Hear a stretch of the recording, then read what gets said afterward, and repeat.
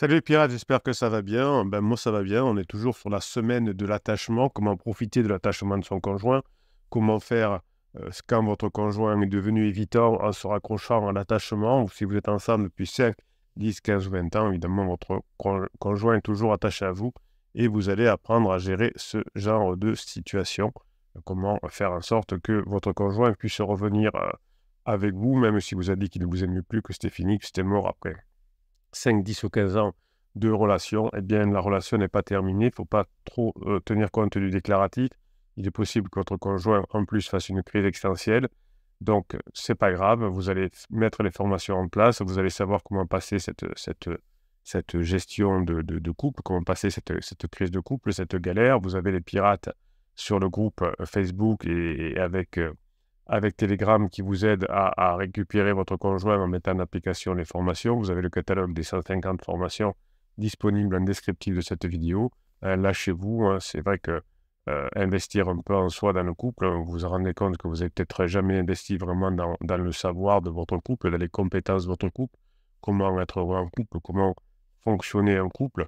Eh bien, vous avez cette occasion, la crise de couple, pour ne pas que votre couple se termine à la fin de la crise, mais que votre couple soit encore plus fort après la crise. Vous avez autour de vous des personnes qui se sont séparées, qui ont divorcé au moment de la quarantaine, au moment de la trentaine.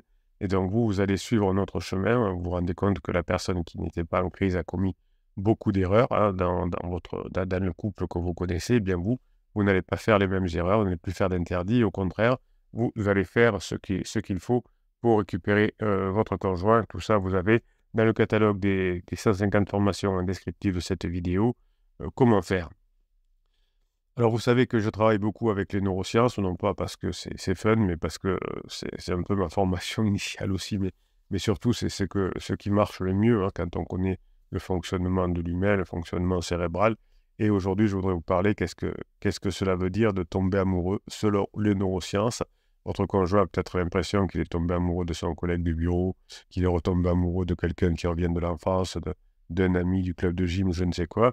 Donc, on va regarder qu'est-ce que ça veut dire de tomber amoureux selon les neurosciences. Alors, l'amour est un sentiment universel hein, qui touche notamment les adultes pour leurs enfants, quelle que soit la culture, quelle que soit l'époque, quelle que soit l'orientation sexuelle. Eh bien, on a un amour indéfectible pour ses enfants pour ne pas les abandonner. Quand on est adulte, eh bien, être amoureux, tomber amoureux, ça veut dire autre chose. Qu'est-ce qui se passe dans votre cerveau, dans le cerveau de votre conjoint, quand votre conjoint ou vous-même ressentez une émotion forte et particulière, eh bien, le système nerveux et le fonctionnement cérébral nous en apportent beaucoup dans notre changement de comportement. Donc, vous savez que votre cerveau est composé de milliards de cellules appelées des neurones qui communiquent entre elles par des signaux électriques qui sont transmis. Ces signaux hein, sont transmis d'un neurone à l'autre par des molécules qui s'appellent des neurotransmetteurs, des substances chimiques qui agissent sur les récepteurs neuronaux. Il existe différents types de neurotransmetteurs qui ont des effets différents sur votre cerveau. Certains neurotransmetteurs sont impliqués dans l'amour. Hein, votre conjoint a l'impression d'être amoureux peut-être de son pansement, car ils sont responsables de la production et de la régulation des sensations agréables. Votre conjoint est en crise, votre conjoint est sorti de la phase de sécurisation et il n'est pas bien dans sa vie. Hein, il sent qu'il est abandonné, il a l'impression que vous ne l'aimez plus comme avant, que c'est tiède, qu'il y a trop de routine. Eh bien, votre conjoint va avoir besoin, pour réguler ses sensations, d'avoir l'impression de retomber amoureux de quelqu'un. Et quand on retombe amoureux de quelqu'un, on a de l'euphorie, de la joie, de l'excitation, de la confiance, etc. Pas d'attachement, évidemment, puisque l'attachement, vous l'aurez beaucoup plus dans plus de temps après, c'est-à-dire pendant la phase de sécurisation. Mais si votre conjoint, effectivement, n'a pas fait le deuil de votre relation parce que vous êtes toujours en relation et ça se passe plutôt bien parce que vous mettez les formations en application, bien votre conjoint, n'ayant pas fait le deuil de votre relation, ne peut pas s'attacher à son pansement. Et donc, une relation qui dure quelque temps sans attachement finit par se terminer. Et la relation entre pansement et criseux se termine souvent très mal avec beaucoup de ressentiments, certes avec des rebonds.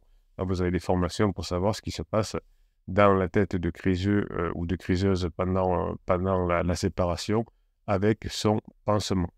Donc votre conjoint qui ne retrouve plus suffisamment de joie dans votre couple à la fin de la phase de sécurisation va essayer de chercher d'autres neurotransmetteurs, ces neurotransmetteurs régulateurs de l'émotion dans la relation adultère avec de la dopamine, de l'ocytocine, de la sérotonine, des endorphines, etc. C'est aussi une relation pansement qui peut ne pas être adultère, hein. Ça peut être le sport, ça peut être le travail, ça peut être des amis du travail qui sont plus jeunes et qui sortent souvent ou des choses comme ça. Donc, votre conjoint a besoin de se sentir bien, donc il va essayer de créer de l'ocytocine, la sérotonine, la dopamine qui agissent sur son système de récompense, qui est le mécanisme cérébral qui pousse à rechercher ce qui nous fait du bien. Donc, l'idée, c'est que ce soit vous, à terme et à court terme, si possible, qui fassiez du bien à votre conjoint. Et lorsque vous avez commis des erreurs, hein, vous ne pourriez plus faire du bien à votre conjoint. Quand vous faites du suis-moi, je te suis, par exemple, le mauvais conseil de coach, eh bien, ça veut dire que votre conjoint ne va pas être rassuré par vous, il va être même anxieux, donc il va s'éloigner de vous, se rapprocher de votre conjoint. Quand vous écrivez une lettre magique du type que vous acceptez la séparation et que vous espérez que votre conjoint va être heureux, en gros, et que vous retrouverez peut-être plus tard, eh bien là, vous ne faites pas du bien à votre conjoint. En tout cas, votre conjoint qui se sent abandonné par vous va devoir se rapprocher de son pansement. Et évidemment, si vous faites un silence radio, c'est l'un des pires. Votre conjoint, comme il ne peut plus avoir son système de récompense avec vous, puisque vous ne le répondez plus au téléphone ou de façon très froide, donc votre conjoint va être obligé de se rapprocher de son pansement pour obtenir son système de récompense. Donc votre objectif au fur et à mesure des formations, c'est de vous associer par rapport à votre conjoint à une source de plaisir et que votre conjoint puisse retrouver cette source de plaisir avec vous le plus longtemps possible. Quand votre conjoint ou vous-même voyez la personne aimée, donc ça va être vous à terme, aujourd'hui c'est peut-être le pansement, on ressent une montée de dopamine qui est le neurotransmetteur de la motivation et du désir. Évidemment, comme vous avez commis beaucoup d'erreurs au début, votre conjoint ne sent plus ce désir, cette motivation. Vous avez une formation qui s'appelle Comment ressusciter le désir chez votre conjoint. Et vous avez des formations pour rester motivé pour le faire. Notamment la formation Grinta et la formation mentale de champion. Donc finalement, on se sent attiré, curieux, impatient, enthousiaste. Et quand on a besoin de ça pour sortir de sa crise, parce qu'on ne sait plus où on en est, eh bien, votre conjoint va rechercher effectivement cet enthousiasme et cette ocytocine qui pourrait créer de l'attachement et de la confiance. Mais comme votre relation n'est pas terminée, votre conjoint court après l'attachement et la confiance en dépassement et ça n'arrive jamais. En revanche, comme vous allez faire ce qu'il faut, que vous allez vous former, votre conjoint va au bout d'un moment se sentir proche, complice, rassuré et apaisé avec vous puisque vous aurez changé de comportement, vous aurez montré que vous avez changé et vous vous rapprocherez de votre conjoint. Par exemple, quand vous demanderez des choses à votre conjoint qui pourra faire quelque chose avec vous et que vous le complimenterez, eh bien, ça sécrétera de la sérotonine. Mais si vous ne demandez rien à votre conjoint, vous ne pourrez pas avoir ce compliment, et à moins de dire oh, « t'es beau, t'es belle », mais ça ne va pas amener beaucoup de sécrétion de sérotonine, et surtout si votre conjoint est en colère contre vous. La sérotonine, c'est le neurotransmetteur de l'humeur et du bonheur. Quand vous allez pouvoir créer de la sérotonine chez votre conjoint se sentira avec vous à nouveau heureux, satisfait, valorisé et optimiste, notamment quand vous aurez fait la formation sur l'humour, quand vous arriverez à faire rire votre conjoint. Votre conjoint va aussi produire avec vous des endorphines, qui sont les hormones du bien-être et qui vont diminuer la douleur. Votre conjoint va se sentir avec vous détendu, euphorique, soulagé, résistant. Peut-être qu'aujourd'hui, il préfère aller rire avec des collègues de bureau, à raconter des bêtises et à boire de l'alcool pour se sentir euphorique, soulagé et résistant, puisque vous aurez commis au départ des erreurs en suivant des mauvais conseils comme le silence radio ou le fumo je te suis, qui seront bien loin de détendre votre conjoint, de le rendre soulagé et euphorique avec vous, puisque vous n'aurez peut-être plus de relations intéressantes. Donc le cerveau, lorsque l'on a envie de tomber amoureux, active des zones spécifiques liées à l'émotion, à la mémoire et à la cognition. Vous savez que votre conjoint, quand il est en crise existentielle, s'il est en crise existentielle, il va avoir des problèmes de mémoire, puisque quand on est en crise existentielle, on a la mémoire de travail qui fonctionne mal. Donc votre cerveau et celui de votre conjoint sont composés des structures qui ont des fonctions différentes. On a notamment des structures qui sont impliquées dans les relations, dans l'amour, car elles sont activées quand on ressent ce sentiment qui influence nos réactions, nos décisions, nos souvenirs de façon positive ou négative. Quand vous avez saoulé votre conjoint de son point de vue, eh bien, vous avez des idées, votre conjoint a des idées par rapport à vous qui sont négatives. Donc, à une époque, quand on utilisait encore la PNL, qui est une vieille méthode des années 70, je crois qu'il y a encore des coachs qui l'utilisent, mais bon, c'est juste marketing. On pensait qu'il y avait 3 grandes zones du cerveau, je crois qu'ils appelaient ça à l'époque le reptilien, le limbique et le cortex, quelque chose comme ça. Aujourd'hui, évidemment, c'était les années 70, on n'avait pas encore travaillé en neurosciences suffisamment puisqu'on n'avait pas les outils, on n'avait pas des IRMF, etc. Aujourd'hui, on sait évidemment que cette vieille théorie ne fonctionne plus, était erronée, même si au niveau marketing, ça permet d'inventer des structures. Aujourd'hui, on sait que il y a beaucoup plus de structures différentes, de parties du cerveau différentes, hein, notamment le préfrontal, l'amygdale, l'hippocampe, le noyau cubain, etc., dont la PNL n'a jamais parlé. Évidemment, le système cérébral qui gère les émotions, les motivations, les apprentissages vont faire que la partie amygdale, hippocampe, accubain va fonctionner à plein régime. Si vous voulez récupérer votre conjoint, vous récupérez votre conjoint non pas en lui disant qu'il a tort, qu'elle a tort de vous tromper, de tromper vos enfants, etc., mais en lui faisant retrouver des émotions positives avec vous. Quand vous aurez fait retrouver des émotions positives à votre conjoint, notamment de la joie, de la surprise, votre conjoint pourra activer à nouveau la zone du cerveau qui contrôle le raisonnement, le jugement, la planification, c'est le préfrontal, le cortex préfrontal. Mais il va se remettre en place que lorsqu'il ressentira beaucoup d'émotions par rapport à vous, des émotions positives. Et c'est là qu'on se remettra en cause pourquoi j'ai dit que je voulais me séparer à mon conjoint, alors que maintenant, je ressens de l'émotion. Donc, on prend souvent les décisions en fonction des émotions que l'on ressent, surtout dans le couple. Quand vous avez commis des interdits, quand vous étiez trop tiède à la fin de votre phase de sécurisation, quand vous avez commis les interdits du silence radio, de l'ultimatum, vous savez, le psy de quartier va vous dire, écoutez, mettez-lui un ultimatum maintenant, soit il quitte son pansement, soit il revient avec vous, mais on ne peut pas avoir les deux. Vous voyez, le psy de quartier qui vous conseille d'être très dur, ou au contraire de laisser faire, hein, donc évitez d'avoir ce genre de conseils. Si vous allez voir un psy de quartier, faites-le pour nous parler, hein, pour vider vos émotions, ça peut faire du bien. Alors, ça ne fera pas avancer le chimique, mais au moins vous aurez parlé et verbalisé, c'est pas mal quand même. Ne verbalisez pas avec votre conjoint, mais évitez de suivre les conseils de l'ultimatum. Et l'un des critères d'ailleurs, si le coach est bon ou pas, c'est ou le psy d'ailleurs, est-ce que le psy évalue une personne qu'il n'a jamais vue? Est-ce qu'il vous dit que votre conjoint est un pervers? Est-ce qu'il vous donne des conseils, laissez tomber, c'est mort, des choses comme ça? Est-ce qu'il vous donne des conseils non sollicités? Si votre conseil, votre psy vous conseille alors que vous n'avez rien demandé, et si votre psy évalue une personne qu'il n'a jamais vue, fuyez, hein, c'est très important. La relation de couple est quelque chose d'important, il y a souvent des enfants en jeu. Donc, on ne peut pas mettre sa vie en jeu, sa vie de couple en jeu, dans les mains de quelqu'un qui n'est pas dans l'empathie, de quelqu'un qui vous raconte sa vie. Moi, j'ai une cliente qui me racontait que son coach lui racontait sa vie. Elle disait qu'il avait lui-même des problèmes de couple, qu'il s'était séparé, qu'il avait retrouvé. Enfin, donc, quand votre psy aussi ou votre coach vous parle de lui, fuyez.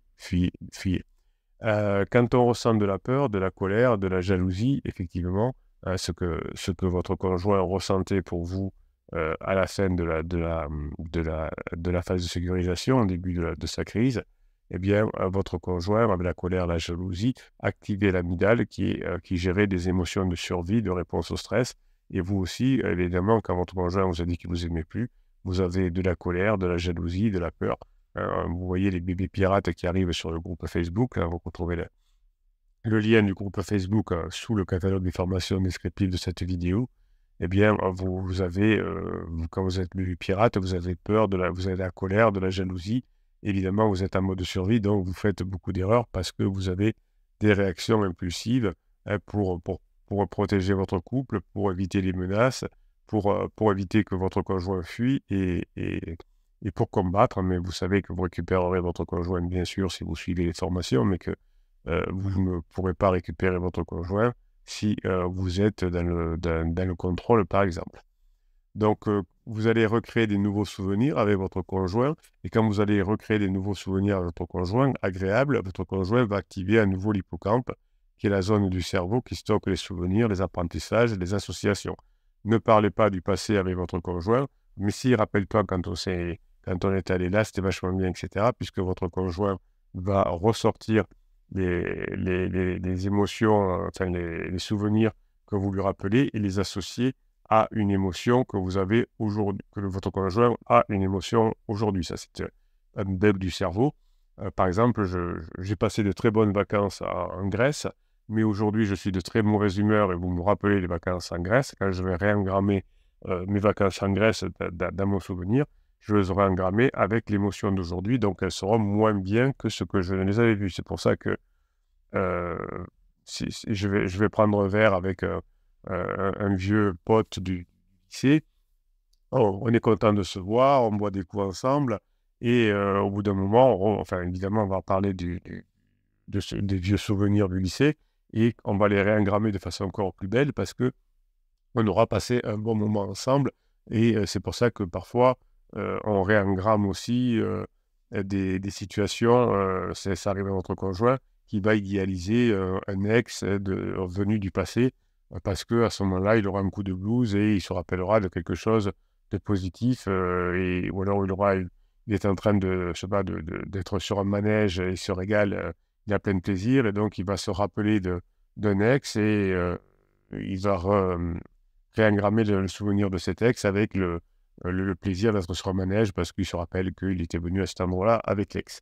Donc le fait de faire vivre à votre conjoint des scènes positives va renforcer votre lien, reconsolider votre relation, puisque votre conjoint aura l'impression de recevoir une récompense. Et quand votre conjoint reçoit une récompense parce qu'il se sent bien avec vous, hein, c'est comme s'il avait eu un bon point, votre conjoint va activer le noyau accumbens, qui est la zone du cerveau qui déclenche le plaisir, la satisfaction et la motivation. Votre conjoint aura envie d'apprécier la situation, aura envie de l'apprécier encore plus, de vouloir la reproduire pour la gratification. Voilà, vous voyez que les neurosciences peuvent vous aider à récupérer votre conjoint, les neurosciences peuvent vous aider à vous sentir mieux. Vous allez profiter de l'attachement de votre conjoint sur la formation de la semaine que vous retrouvez en descriptif de cette vidéo. Vous voyez que la relation de couple s'apprend. Apprendre les relations humaines, ça s'apprend. Tout ce que vous apprenez dans les formations, eh bien, vous pouvez les utiliser dans votre travail, par exemple, avec vos enfants. C'est les mêmes mécanismes cérébraux. Vous les adaptez juste au monde professionnel ou au monde des enfants et vous rentrez dans un monde merveilleux et vous dites pourquoi je n'ai pas appris les neurosciences avant. Et vous savez, tant que c'est un biais cognitif que nous avons tous entre humains, tant qu'on n'a pas de problème, on ne se penche pas sur le problème, hein. Tant que ma batterie de voiture fonctionne bien, je me préoccupe pas de savoir combien coûte une batterie ou comment faire en sorte pour la maintenir plus longtemps en vie. Voilà. On est tous comme ça, mais vous êtes des pirates exceptionnels. Vous avez compris que vous allez récupérer votre conjoint, mais que ça demande du taf. Tout ce qui demande de la réussite à long terme demande du travail, évidemment. Si je veux être champion du monde de quoi que ce soit, en sport, en musique ou je ne sais quoi, eh bien, j'aurai besoin de travailler et vous allez récupérer votre conjoint en travaillant efficacement. Je vous souhaite la journée que vous méritez, mes pirates adorés. Je vous kiffe et je vous kiffe grave.